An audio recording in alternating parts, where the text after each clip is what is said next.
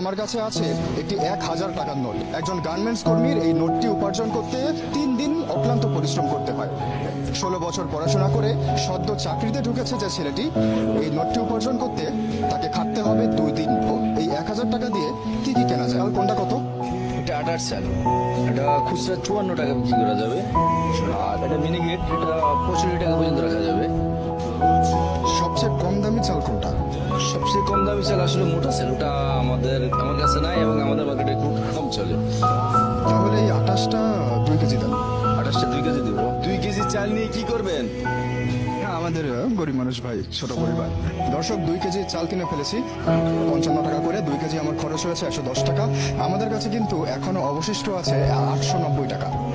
এখন আমরা যাবো মুরগি কিনতে। ভাই, ব্রয়লার মুরগি আছে? ব্রয়লার বর্তমানে ১৮০ টাকা। ১৮০ টাকা কেজি। ভাই, কত হয়েছে ওজন? ১ কেজি ৫৪০ গ্রাম। ১ কেজি ৫৪০। এটাই কি সবচেয়ে ছোট? এখন এটাই ছোট। কত টাকা হয়েছে আমার এখানে? ২৭৭। একটু কম রাখা যায় না ভাই? ফিক্সড ফিক্সড প্রাইস দর্শক। তাহলে এটা আমাকে একটু কেটে দিন। এখন আমাকে সবজি কিনতে হবে এবং আদা রসুন কিনতে হবে। ভাই, ডাল আছে? জি, অবশ্যই। ডাল কোনটা কত?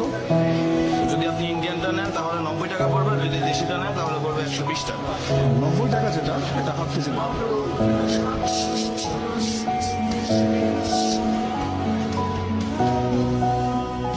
১ লিটার তেল কত?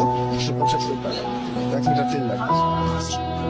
একটু মশলা দেন, সব মিলাই ৫০ টাকা। আমরা চাল কিনেছি ১১০ টাকা। এরপরে আমরা ডাল কিনেছি সবচেয়ে কম দামিটা, হাফ কেজি। এরপরে আমরা তেল কিনেছি এবং মশলা কিনেছি। এরপরে এখানে বিল হয়েছে আমাদের। ভাই, আমাদের বিল কত হয়েছে? ২৭০ টাকা। আমাদের বিল হয়েছে ২৭০ টাকা। চাচা, পেঁয়াজ কোনটা কত টাকা কেজি? পেঁয়াজ এটি ৬০, এটি ৬০, এটি ৫০, ওইটি ৮০। ৫০ টাকার যেটা, এটা আমাকে হাফ কেজি দেন। হাফ কেজি কি হবে? গরিব মানুষ চাচা, ছোট পরিবার। ৩০ টাকা মিলিয়ে দিলাম। হ্যাঁ হ্যাঁ, দেন। চাচা, আদা রসুন কত করে? আদা ২০০, রসুনও ২০০। হাফ কেজি করে দেন। আদা রসুন পেঁয়াজ ২৩০ টাকা দেওয়ার পর আমাদের কাছে অবশিষ্ট আছে আর ১১৫ টাকা। এখন পর্যন্ত আমরা সবজির বাজারে যেতে পারিনি এবং এখন পর্যন্ত সবচেয়ে মূল উপাদান কাঁচামরিচ কেনা বাকি। ভাই, কাঁচামরিচ কত করে? ২০০ টাকা দিই ভাইয়া। ২০০ টাকা একটু কম রাখা যায় না ভাই? না ভাইয়া, কম না। তাহলে হাফ কেজি দেন। আমার কাছে অবশিষ্ট আছে আরো ১৫ টাকা। দেখবো ওই ১৫ টাকায় কোনো সবজি কেনা যায় কিনা। এখন পর্যন্ত আমরা সব কিনেছি, কোনো সবজি কিনতে পারিনি।